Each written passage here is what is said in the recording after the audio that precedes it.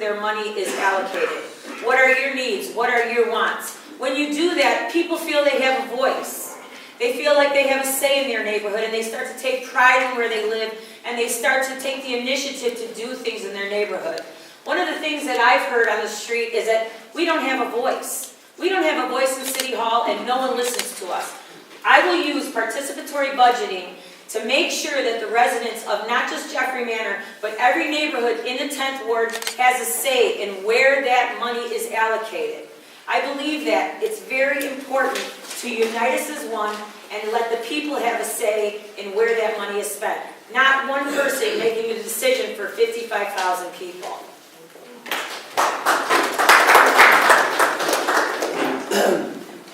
Very simple. That's very simple. The Manor Community Association will be in charge. The fact is, most of our money has been taken north. It's not difficult. The money is there. We have to have a voice. There has to be transparency. They cannot be taking our TIF money, the money we have set aside. There's a program where you get a card and they ask you 50-50 if you want your curbs done. Sign up. Get on the waiting list. Yes. There's no waiting list. That's who you know. That's going to end. We will be forming committees here. I worked as a fireman. We need more than one firehouse over here. We need more police activity. So close to the police station. I'm with the court advocacy group. I also work out here with the police now for the last 5 years. Very simple. Put them in charge. There's no problem. The money is there. They're playing games. Same thing with my neighborhood. The curbs have to be fixed. Is there a waiting? What waiting list? So I'm trying to understand. You're saying you would do what? I would have a committee here, Jeffrey Manor. You would be in charge. There would be transparency. There's money. The money is it. That's not the question. The money's not the problem. Who's getting it done? Why the Lord say? Thank you very much. Thank you. Thank you.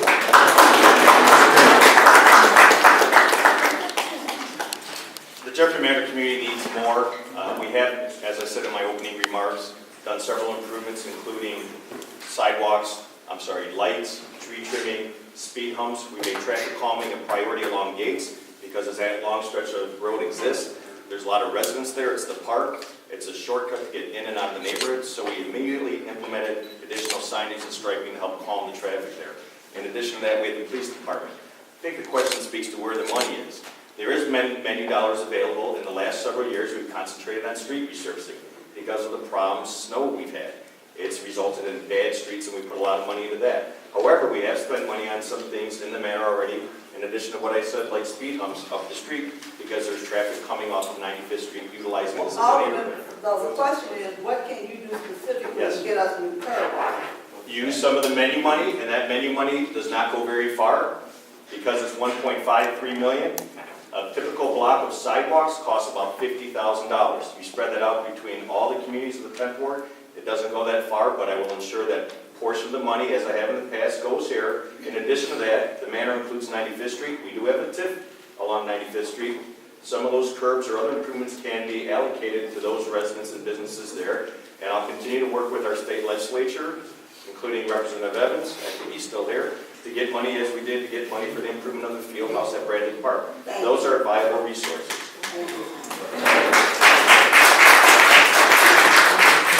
Okay, we're going to cut our minutes to 1 minute because we're going to run out of questions for money. Minutes. We're going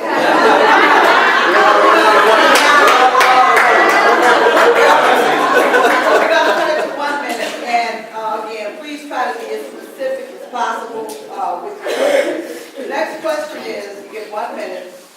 We'd like to know, do you support an elected school board?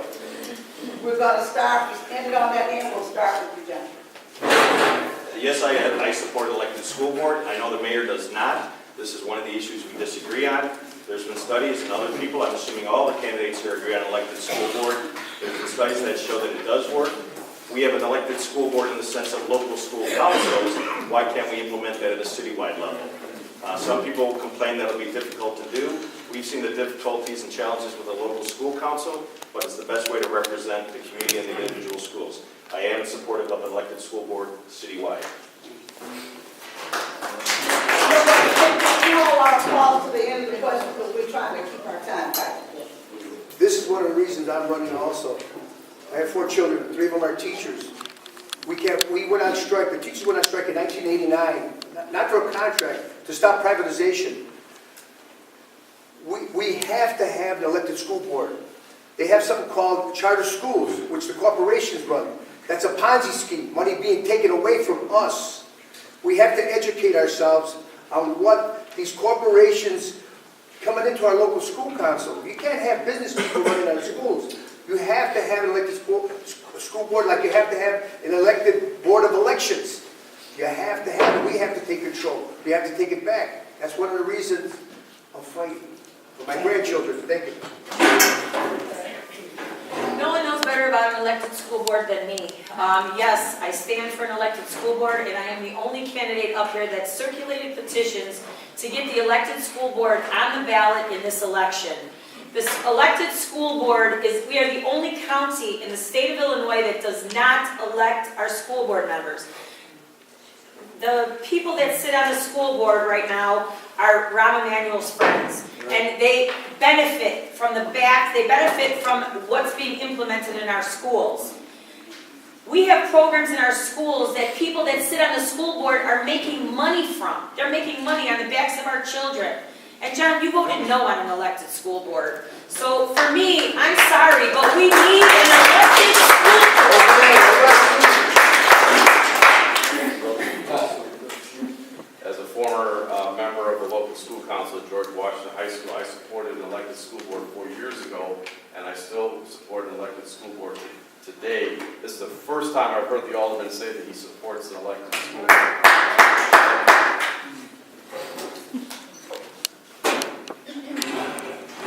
I do also support an elected school board. I believe that the salaries that are being paid are astronomical to these people sitting on the boards, and I believe that it's all based on nepotism and who you know, and they are friends of the mayor, and I don't think that they're doing the job that needs to get done because of that.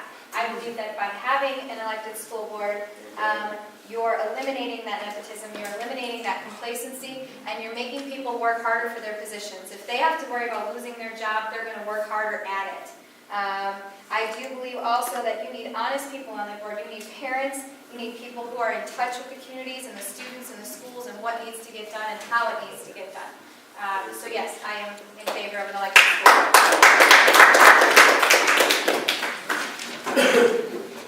Yeah, I agree with everything that's been said up here, especially the fact that John Cole has voted no. Are you elected? I am for an elected school board. I believe in equality. I believe that if we have an elected school board and we don't like the job that elected school board is doing, then we have the power to fire them.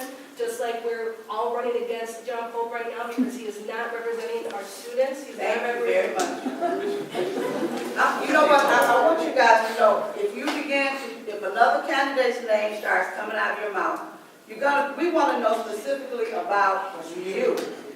We're not here, we don't allow for passing out literature. We're not here for that. Our community is a very small part of it, and we specifically want to know you. We know John Pope, and we know what he's done or has not done. I want to know about you, in case I'm interested in voting for you. Thank you so much. Okay, I'd say I do support the elected school board, and I'll tell you why. The elected school board, you see, the way it currently is the mayor appoints the people that are on this board. So there is no democracy in it. He appoints them, it's his buddies, it's his rich buddies, and they're handing out contracts on behalf of CPS. They're overpaying a lot of these vendors. So you believe in elected school boards? Yeah, that was the first thing. I do support it. Like I said, it's because the mayor is not allowing democracy into the school board currently. They're appointed, and what these people are doing, they're shelling out contracts to their friends, and they're overpaying them. It's taking money out of the schools. And let's be honest, the first neighborhood they're going to cut funding, it's coming out of the minorities. So the 10th ward, we're primarily all minorities in the 10th ward, so we're part of the city of Chicago that's getting the funding cut because there isn't enough money. And in the wrong aspect of things, now the teachers have a pension crisis. That's another thing that we're facing right now.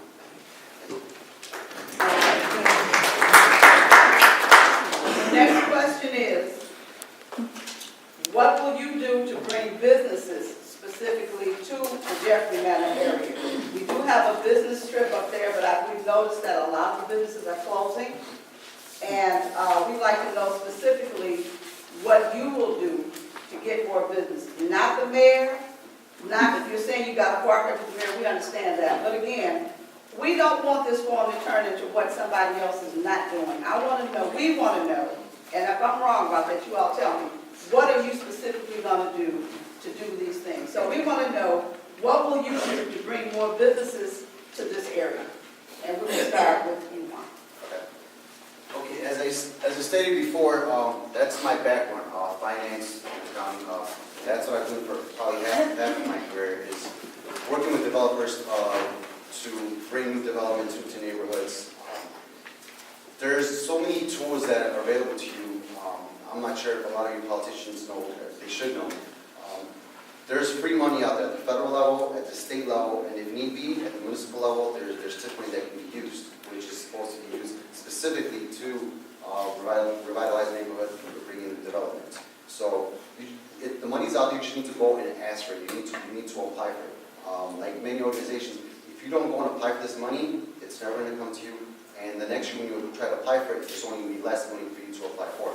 So I would go seek out grant money from the federal level, the state level, and if need be, the municipal level. And also with your existing businesses, there's actually special tax credits out there that will allow you to compete with surrounding neighborhoods. And one of the problems we have is competing with Indiana. So, and my last comment is, people in the Manor and South Area, they need another chamber of commerce to represent their businesses, because all the other neighborhoods in the 10th ward have one, and Manor does not. Well, the first thing I would do to ensure that people who are in the community, who are entrepreneurs, who want to start up a business, that they have the kind of training that is going to make them be successful. So I know right now, like I mentioned before, there is money available, it's just not coming to us. So those are the funds that I will ensure to fight for, so that we can have workforce development programs in this community.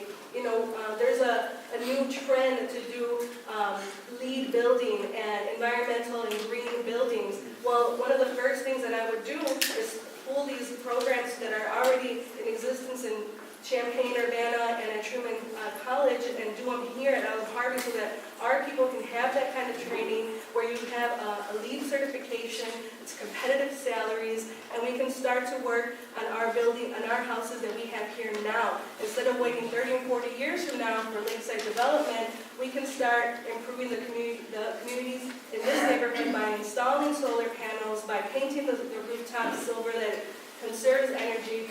Those are the kind of programs that I would fight for.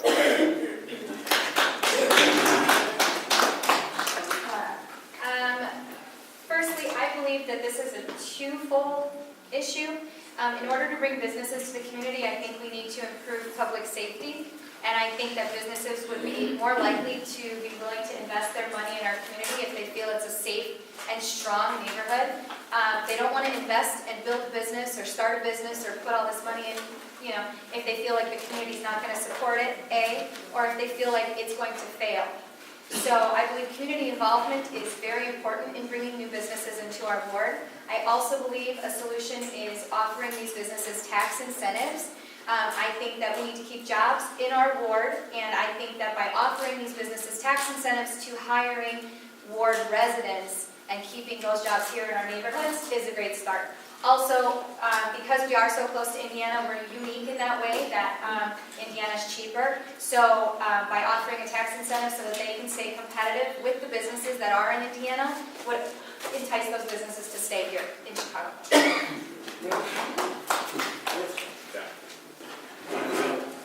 Three things. First of all, the alderman's office should be a resource center.